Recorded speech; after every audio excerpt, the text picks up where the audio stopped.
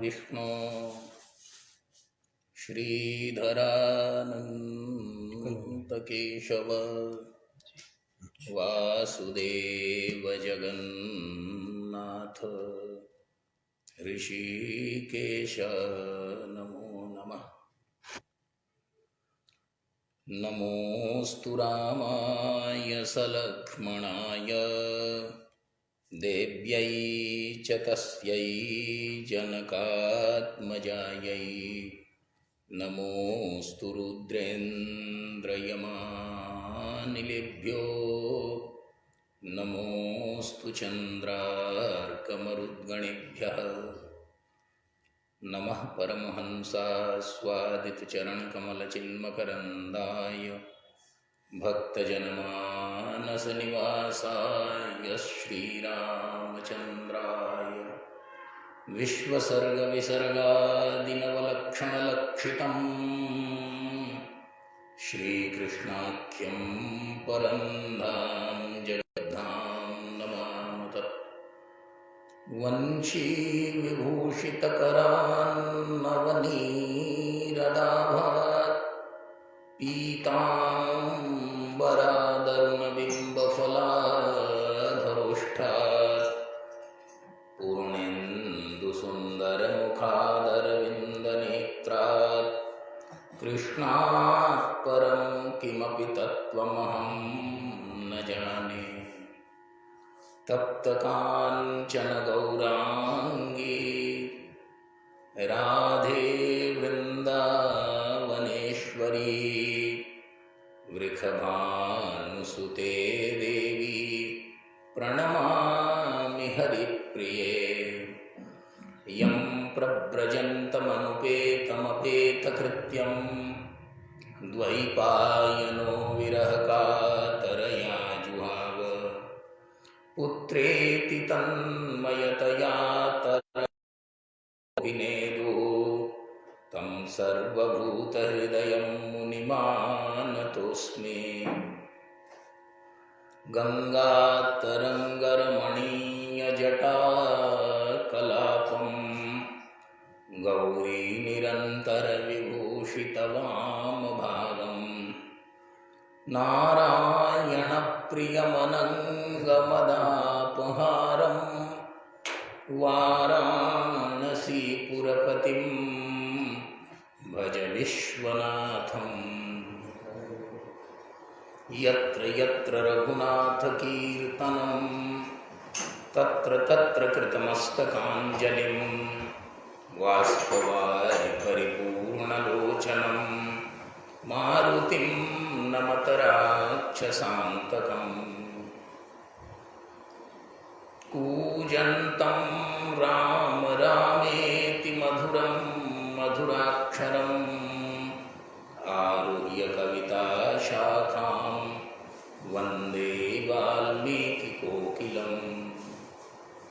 निगमकल्पतरोर्गलितं फलं शुकमुखादमृतद्रवसंयुतं पिबत भागवतं रसमालयं मुहुरहो रसिका भुवि भावुका। वाल्मीकिगिरिसम्भूता रामसागरगामिनी पुनातिभुवनं पुण्या रामायण महानदी। नारायण समारंभां शंकराचार्यमध्यमाम् अस्मदाचार्यपर्यन्तां वन्दे गुरुपरम्पराम्। शंकरं शंकराचार्यं केशवं बादरायणं सूत्रभाष्यकृतौ वन्दे भगवन्तौ पुनः पुनः। श्रीशंकराचार्यनवावतारं विद्वद्वरेण्यं च यतीन्द्रमुख्यं कलौ युगे धर्मयुगप्रवर्तकं वन्दे सदा श्रीकरपात्रिणं गुरुं। नारायणाय अखिलगुरो नमस्ते नारायणायखिलगुरो भगवन् नमस्ते नारायणायखिलगुरो भगवन् नमस्ते। श्री कृष्ण गोविंद हरे मुरारे, हे नाथ नारायण वासुदेव। श्री कृष्ण गोविंद हरे मुरारे, हे नाथ नारायण वासुदेव। श्री कृष्ण गोविंद हरे मुरारे, हे नाथ नारायण वासुदेव। श्री कृष्ण गोविंद हरे मुरारे, हे नाथ नारायण वासुदेव। श्री कृष्ण गोविंद हरे मुरारे, हे नाथ नारायण वासुदेव। श्री कृष्ण गोविंद हरे मुरारे, हे नाथ नारायण वासुदेव। हे नाथ नारायण वासुदेव, हे नाथ नारायण वासुदेव। हे नाथ नारायण वासुदेव, हे नाथ नारायण वासुदेव। श्री कृष्ण गोविंद हरे मुरारे, हे नाथ नारायण वासुदेव। श्री कृष्ण गोविंद हरे मुरारे, हे नाथ नारायण वासुदेव। गोविंद जय जय गोपाल जय जय। गोविंद जय जय गोपाल जय जय। गोविंद जय जय गोपाल जय जय। गोविंद जय जय गोपाल जय जय। राधा रमण हरि गोविंद जय जय। राधा रमण हरि गोविंद जय जय।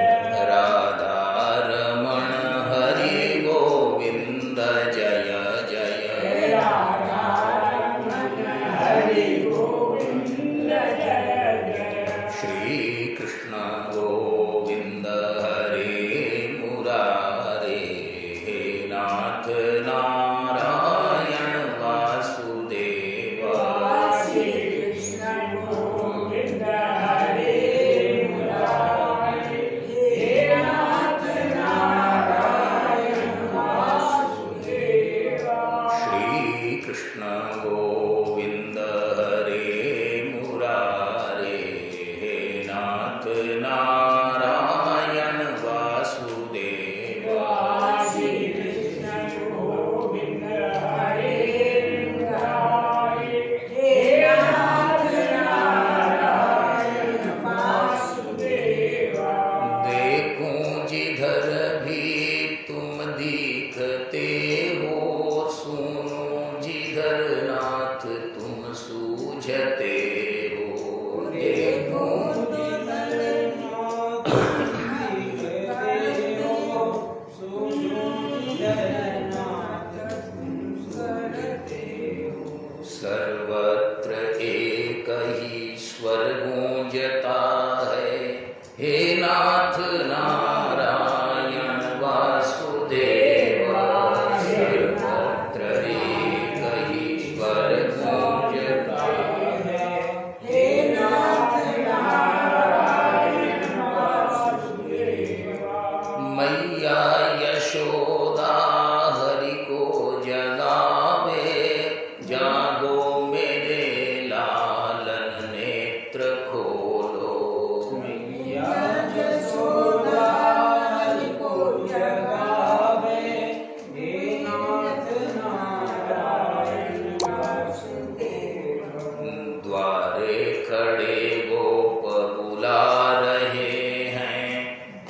नाथ नारायण वासुदेव द्वारे खड़े गोप बुला रहे हैं। हे नाथ नारायण वासुदेव। श्री कृष्ण गोविंद हरे मुरारे। हे नाथ नारायण वासुदेव। श्री कृष्ण गोविंद हरे मुरारे। हे नाथ नारायण वासुदेव। देहांत काले तुम सामने हो, बंशी बजाते मन को लुभाते। देहांत काले तुम सामने हो, बंसी बजाते मन को लुभाते। देहांत काले तुम सामने हो, बंशी बजाते मन को लुभाते। देहांत काले तुम सामने हो, बंसी बजाते मन को लुभाते। यही गीत गाते मैं तन नाथ त्यागूं। हे नाथ नारायण वासुदेव। यही गीत गाते मैं तन नाथ त्यागूं। हे नाथ नारायण वासुदेव। श्री कृष्ण गोविंद हरे मुरारे।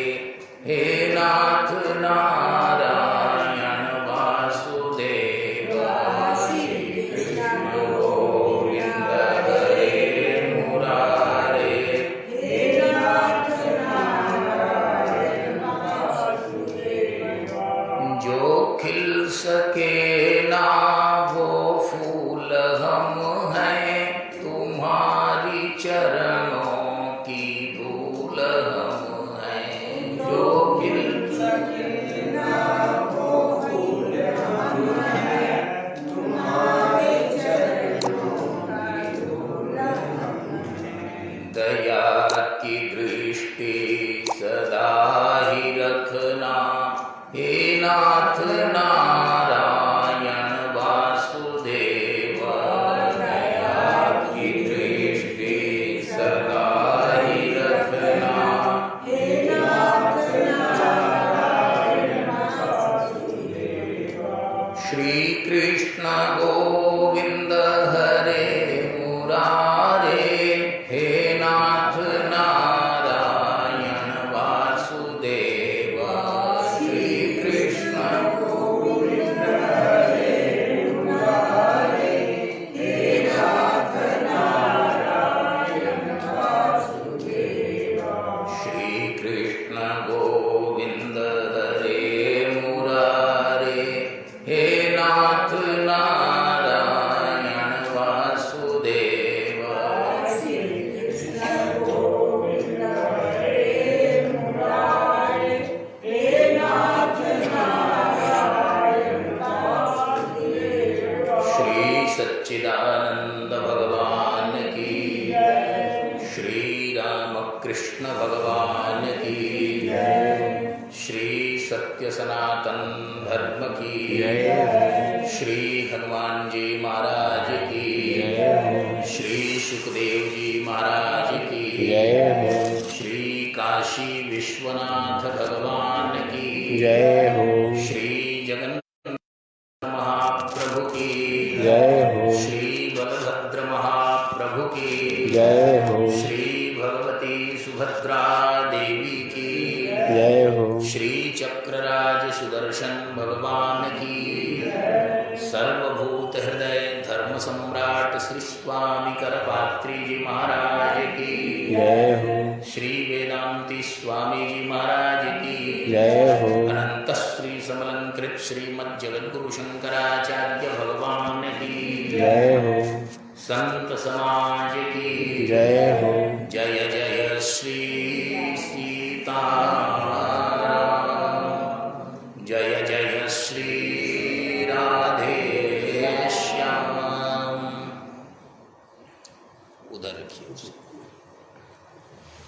जय जय श्री सीताराम। नमः पार्वती पते हर हर महादेव। नारायण। राज्ञोक्षं तथा वीक्ष्य पुराधातापि विस्मितः सत्यलोके तुलां बद्ध्वा तोलयत् साधनान्यजः। कल हम सबों ने विचार किया था श्रीमद्भागवती वार्ता सुराणामपि दुर्लभा। देवत्व होने से संतत्व नहीं आता है, इसलिए देवता बनाने लायक पुण्य अलग होते हैं, लेकिन साधुता के पुण्य जब तक नहीं आते तब तक कथा नहीं होती। और साधुता के पुण्य देवताओं में नहीं है। अभक्तांस्तांश्च विज्ञेय ददौ न स कथामृतम। भगवान श्री शुकदेव ने देखा कि देवता आए तो हैं, लेकिन ये देवता जो हैं ये अभक्त हैं, भक्त नहीं है। और उन देवताओं को अभक्त देखकर ददौ न स कथामृतम। कथा की पात्रता, कथा है क्या वस्तुतः? कथा भगवान ही है, वांग्मय स्वरूप है। मूर्ति है, वही तो कथा है। तो इसलिए देवताओं के पास यदि भक्ति नहीं है तो वे देवता होने के बाद भी कथा श्रवण के अधिकारी नहीं है। इसलिए ये देख लीजिए, कुछ जले नहीं, अब हो गया, आप विराजमान हो जाए।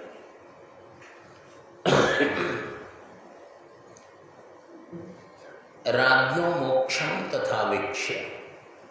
देवताओं ने भी देखा, अन्य लोगों ने भी देखा कि भाई परीक्षित जी को कथा श्रवण से ही मोक्ष हुआ।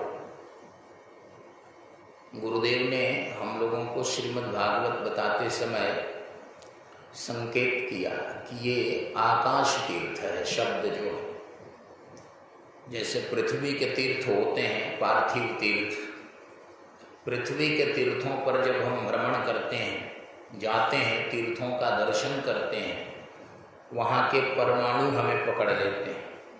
वे परमाणु कैसे होते हैं तीर्थों के? जहाँ अनंत काल से, अनादिकाल से महापुरुषों ने साधनाएं की हैं, तपश्चर्याएं की हैं, जप किया है, पुण्य किया है, तो पुण्य के परमाणु तीर्थों में होते हैं। लेकिन कभी कभी हमारे पाप इतने प्रबल होते हैं, और दूसरी बात कि हमारा मन इतना चपल होता है, चंचल होता है, कि पार्थिव तीर्थों में भी और बारंबार स्नान आदि करने के बावजूद मन शांत नहीं होता है। तो उसके लिए, मन को शांत करने के लिए ये आकाश तीर्थ है। आकाश की तन्मात्रा का नाम है शब्द। संपूर्ण तीर्थों का सार कहाँ है? शब्द में, आकाश में। आकाश कभी अपवित्र नहीं होता, और उस आकाश के द्वारा, आकाशीय तीर्थ शब्दों के द्वारा हमारे हृदय में, हमारे अंतस्थल में प्रवेश करते हैं। उसके बाद हमारे मन की व्यग्रता, हमारी चपलता, हमारी चंचलता सब शांत हो जाती है। तो श्रीमद् भागवत क्या है? ये आकाश तीर्थ है। कहीं जाना आना भी नहीं है, क्योंकि आकाश तो सर्वत्र है, एक समान है। तो फिर करना क्या है? जहाँ विराजमान हो गए, बैठ गए, फिर चाहिए क्या? एक सद्गुरु चाहिए, एक अधिकारी, सुयोग्य विद्वान चाहिए। विद्वान शब्द के जो लौकिक अर्थ हैं, जो प्रचलित धारणा है कि विद्वान कौन है? जिसने सारे ग्रंथ याद कर लिया। बहुत लोग कहते हैं कि फला बोलते हैं तो पृष्ठ संख्या के साथ, श्लोक संख्या के साथ ऐसे बोलते हैं। अच्छी बात है, एक मेधा है, स्मरण शक्ति है, आदरणीय है।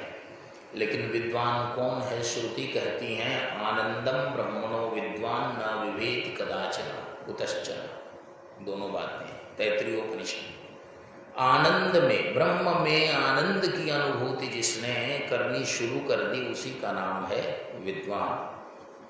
सारी चीज़ें याद करने के बावजूद, सारे ग्रंथ हृदयंगम करने के बावजूद, और जिसके हृदय में ब्रह्म के लिए प्रतीति नहीं है, ब्रह्मानंद के लिए परितोष नहीं है, उसकी जिज्ञासा नहीं है, उससे संतुष्टि नहीं है, वह विद्वान नहीं। विद्वान तो वही है जिसे इस संपूर्ण जगत में केवल और केवल परमात्मा ही प्राप्तव्य, ध्यातव्य, ज्ञातव्य, द्रष्टव्य, श्रोतव्य लगते हैं।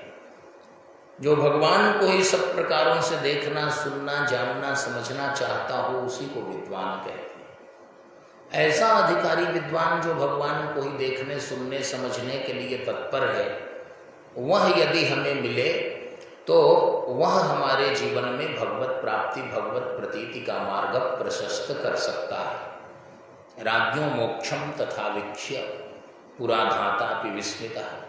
संसार को बनाने वाले, सृष्टि को प्रकट करने वाले, अभिव्यक्त करने वाले, धाता माने विधाता लोक पितामह श्री ब्रह्मा जी भी पूर्व काल में विस्मित हो गए थे, आश्चर्यचकित हो गए थे कि परीक्षित को इस प्रकार से मोक्ष कैसे मिल गया।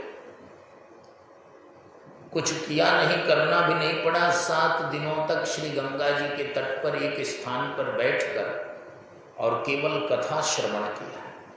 और कथा श्रवण उस आकाश तीर्थ ने क्या किया, एक एक अंगों में भगवान को विराजमान करा दिया। अब जहाँ जिस स्थान में रिक्ति रहने से, खाली रहने से हमारे मन में भूख की प्रतीति होती है, प्यास की प्रतीति होती है, विभिन्न प्रकारों की कमजोरियां, दुर्बलताएं होने लगती हैं, और वहाँ भी भगवत तत्व को इतना परिपुष्ट कर दिया है कि स्वयं भगवान श्री शुकदेव कहते हैं कि राजन, तुमने बहुत दिनों से ऐसे ही निराहार बैठकर कथा श्रवण किया है, अब तुम चाहो तो कुछ जलपान इत्यादि भी कर सकते हो। लेकिन वह भूख मिट गई और कथा की भूख जो है वो बड़ी तेजी से बढ़ रही है। कथा की भूख बढ़ रही है, पुरानी भूख जो है अन्न की, जल की, संसार की, वह मिट गई। परीक्षित जी ने कहा कि भगवान, आपकी वाणी से जो रस मिल रहा है, जो पोषक तत्व मिल रहे हैं, उनके सामने तो अब किसी प्रकार की क्षुधा पिपासा नहीं। नाथ तवानन शशि स्रवत कथा सुधा रघुवीर, श्रवण कुटन मन पान करी नहीं अघात मति भी। मुझे अब कुछ नहीं चाहिए। तो श्री ब्रह्मा जी ने देखा कि परीक्षित जी ने मनोयोग से कथा श्रवण की। कोई एक काम मनोयोग से करे, कथा श्रवण मनोयोग से किया, और परिणाम क्या हुआ, विमान में बैठकर वैकुंठ गए। एक बार श्रवण करना, एक बार राम कहना, और तो एक बार राम कहना। बारक राम कहत नर जेऊ, होत तरण तारण जग तेऊ। संसार से तरण तारण उनका हो जाता है किनका, जो एक बार कहते हैं। लेकिन एक बार कैसे कहना है, मनोयोग से कहना है। लोक पितामह श्री ब्रह्मा जी ने सत्यलोक में, सत्यलोक कहते हैं ब्रह्मलोक को, जहाँ श्री ब्रह्मा जी ही विराजमान है। इस संसार को मर्त्यलोक कहते हैं। सत्य की प्रतिष्ठा यहाँ भी है, लेकिन यहाँ सत्य बोलने वाले बिरले ही होते हैं, इसलिए फिर भी इसको असत्य लोक नहीं कहा, मर्त्यलोक कहा है। सत्यलोक किसको कहा है, जहाँ लोक पितामह श्री ब्रह्मा जी निवास करते हैं। सत्यलोके तुलाम बद्ध्वा तोलयत साधनान्यजः। सत्यलोक में तुला का निर्माण किया, तुला को बंधवाया, तराजू रखा, ऋषियों की सभा बुलाई, और एक पलड़े पर मोक्ष देने वाले समस्त साधनों को रखा, और दूसरे पलड़े पर केवल श्रीमद्भागवत को रखा, और उसकी तुलना की, तौले गए सारे साधन। आखिर भागवत में ऐसी कौन सी चमत्कृति है जिसके कारण 7 दिनों में ही परीक्षित को मोक्ष की प्राप्ति हो गई। और जब साधन तौले गए तो लघून्यन्यानि जातानि गौरवेण इदं महत्। जिस पलड़े पर सारे साधन रखे हुए थे, वे सब के सब साधन जो हैं वो लघूनि, छोटे हो गए। और गौरवेण इदम महत्, जिस पलड़े पर श्रीमद् भागवत रखा गया था वह गौरवेण, वह गुरुता से, वह गंभीरता से वह भर गया, नीचे रहा, नीचे चला गया। तब ऋषियों ने तय किया और ब्रह्मा जी ने भी कि श्रीमद् भागवत ब्रह्मलोक में भी होगा। किसी ऋषि का आश्रम स्वर्गलोक में भी हो सकता है, नारदादि अंगिरादि महर्षि लोग घूमते रहते हैं, उन्होंने कहा स्वर्ग में भी कथा होगी। और पृथ्वी पर तो सब महात्माओं के आश्रम थे ही, तीर्थ थे ही, उन्होंने कहा हम तीर्थों में अपने अपने आश्रमों में कथा करेंगे। हाँ, ये कथा वो कोई बहुत ही यजमानों के बल पर होने वाली कथा नहीं, ये आचार्यों की कथा है। महात्मा लोग स्वयं कथा कहते हैं, किसी यंत्र तंत्र की भी उसमें आवश्यकता नहीं है। महात्मा लोग स्वयं कहते हैं और जो उनके भक्त हैं वो स्वयं सुनते हैं। भक्त लोग सुनते हैं, महापुरुष लोग कहते हैं। किसी पेड़ के नीचे बैठ गए, उसके ऊपर में कोई वो जगह है या मिट्टी की वेदी बना दी गई, मंच, और भक्त नीचे बैठे। भगवान सुखदेव भी जब गंगा जी के तट पर शुकताल में सुनाए तो ऐसे ही सुनाए। 10 लाख के पंडाल बनेंगे और काफ़ी VIP लोग उसमें आएंगे और तब कथा होगी तो शायद विमान नहीं आएगा, ये भी बात है। विमान उतरने की जगह चाहिए ना, पहले ही से आपने करोड़ों का निर्माण करा दिया है तो विमान उतरेगा कहाँ? और इधर उधर उतरेगा नहीं, विमान सीधे उतरेगा वहीं पर। कथाओं में यही लिखा है कि विमान गद्दी के पास ही आया, जहाँ भक्त थे वो थे पास से, यहीं से बैठा कर वहाँ सीधे उतारना है। तो उस विमान को लाने के लिए ये कथा जो है ये आध्यात्मिक कथा है, ऋषियों की कथा, महर्षियों की कथा। इस कथा को श्रवण करना। इसके बाद लोगों ने पूछा, सूत जी महाराज से शौनकादि ऋषियों की सभा में लोगों ने प्रश्न किया, जिज्ञासा की कि जब ब्रह्मा जी ने भी अपने लोक में कथा कराने की योजना बनाई तो ब्रह्मा जी के यहाँ की कथा तो हम बाद में सुन लेंगे, क्योंकि वहाँ सनकादि नारदादि महात्मा रहते ही हैं, सत्य लोक में ही रहते हैं। जहाँ श्री ब्रह्मा जी हैं वहीं नारद जी हैं, वहीं सनकादि ऋषि हैं, वहीं अंगिरा जी हैं, तो वो आपस में सब कथा कहते रहते हैं। लेकिन पृथ्वी पर कथा का प्रचार किसने कैसे किया? श्री सूत जी महाराज ने कहा कि जिन महर्षियों ने ब्रह्मलोक में कथा शुरू की उन्होंने ही पृथ्वी पर भी शुरू किया। देवर्षि नारद जी श्रोता बने और सनक, सनंदन, सनातन और सनत कुमार ये 4 महात्मा वक्ता बने। वक्ता 4 हैं, श्रोता 1 है, प्रधान श्रोता। तब कथा भागवत की हो रही है। नारद जी श्रोता हैं, यजमान हैं, और सनकादि आचार्य वक्ता हैं। तब कथा हो रही है भागवत की। ऐसा पद्म पुराण में लिखा है, भागवत पुराण में लिखा है, और स्कंद पुराण में लिखा है कि देवर्षि नारद जी वक्ता हैं और सनकादि आचार्य श्रोता हैं। ये महापुरुषों का आनंद है, कभी वो सुनाते हैं कभी वो सुनाते हैं, ऐसे बदल बदल कर। कभी भगवान शिव के यहाँ इसी काशी में महर्षि अगस्त्य साधना करते थे, कैलाश में विराजमान थे और भगवान शंकर से सदुपदेश ग्रहण करते थे। महर्षि अगस्त्य के शिष्य विंध्याचल के कारण संसार में उपद्रव आने की संभावना हुई। कभी कभी शिष्य लोग गड़बड़ करने लगते हैं, गुरुओं को फेरे में डाल देते हैं। अगस्त्य जी के शिष्य हैं विंध्याचल। किसी ने विंध्य को समझा दिया कि आप बहुत अच्छे हैं, उन्नत हैं, बड़े हैं, बावजूद भगवान सूर्य परिक्रमा करते हैं सुमेरु की, आपकी नहीं। आप में क्या कमी है? बात उन्हें लग गई। उन्होंने भगवान सूर्य से कहा कि मेरी भी परिक्रमा किया कीजिए।